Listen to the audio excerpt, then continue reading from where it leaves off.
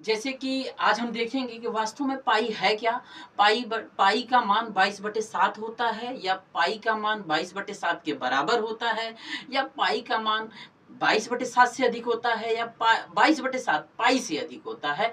इन सब चीज़ों के विषय में जानने के लिए आज हम इस पे बात करेंगे और समझेंगे कि वास्तव में पाई का मान ऐसा क्यों?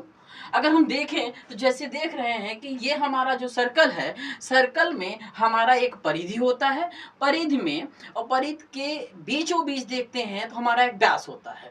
अगर इस व्यास को हम सर्कल पर मोड़ें तो देखते हैं कि इस व्यास को सर्कल पर मोड़ने के बाद 3 बॉन्ड में ये पहुँचता है। एक मोड़ हम यहाँ देखते हैं, दूसरा मोड़ हम यहाँ देखते हैं और तीसरा मोड़ हम यहाँ देखते हैं। लेकिन तब भी कुछ भाग रह जाता है। वह जो भाग रह जाता है उसका कारण ये है कि वो भाग छूटा हुआ जो होते हैं, उन भाग को हम देखते हैं तो वो 1, 2, 3, 4, 5, 6, 7 7 भागों से उन भाग की अधिक संख्या होती है, लेकिन ये 7 भाग से कुछ अधिक तथा 8 भाग से कम होते हैं। तो इस प्रकार से ये 7वें से कुछ अधिक दिखते हैं, 8 से कुछ कम दिखते हैं।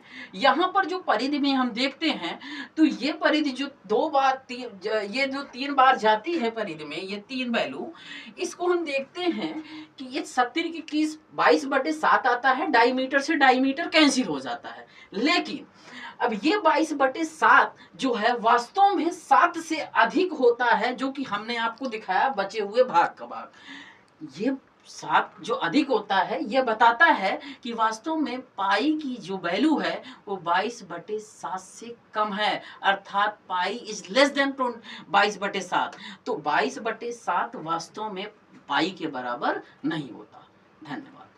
जैसे कि आज हम देखेंगे कि वास्तव में पाई है क्या?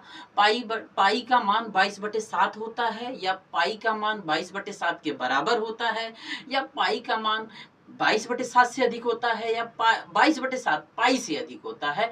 इन सब चीज़ों के विषय में जानने के लिए आज हम इस पे बात करेंगे और समझेंगे कि वास्तव में पाई का मान ऐसा क्यों? अगर हम देखें तो जैसे देख रहे हैं कि ये हमारा जो सर्कल है, सर्कल में हमारा एक परिधि होता है, परिधि में और परिधि के बीचों-बीच देखते हैं तो हमारा एक व्यास होता है।